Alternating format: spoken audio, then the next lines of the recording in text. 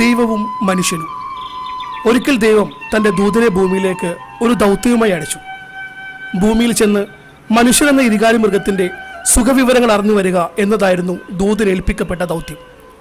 ദൂതൻ ഭൂമിയിലേക്ക് പുറപ്പെട്ടു. ഇരുകാലി മൃഗമായ മനുഷ്യനെ തിരഞ്ഞ് ദൂതൻ ഭൂമിയിലുടനീളം സഞ്ചരിച്ചു. അതിനിടയിൽ പല ഇരുകാലി മൃഗങ്ങളെയും സമീപിച്ച് ദൂതൻ ചോദിച്ചു, നീ ആരാണ്?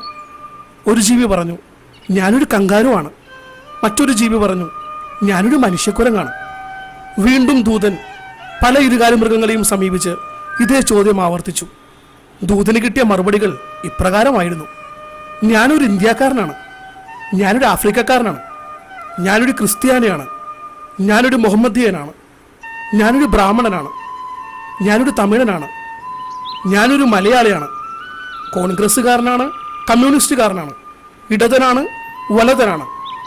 പല ദിവസങ്ങൾ ദൂതൻ ഭൂമിയിൽ ചുറ്റിത്തിരിഞ്ഞ് ഇതേ ചോദ്യം ചോദിച്ചെങ്കിലും ഒരു ഇരുകാലി മൃഗം പോലും പറഞ്ഞില്ല ഞാനൊരു മനുഷ്യനാണെന്ന്.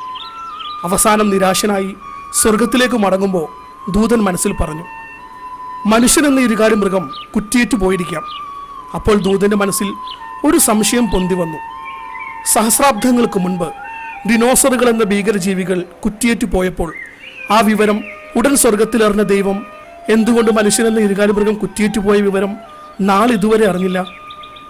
ദൂതൻ എത്ര ആലോചിച്ചിട്ടും അതും മനസ്സിലായില്ല. ഗുണപാഠം: മനുഷ്യത്വം നഷ്ടപ്പെട്ടാൽ മനുഷ്യൻ മനുഷ്യനല്ലാതാവും.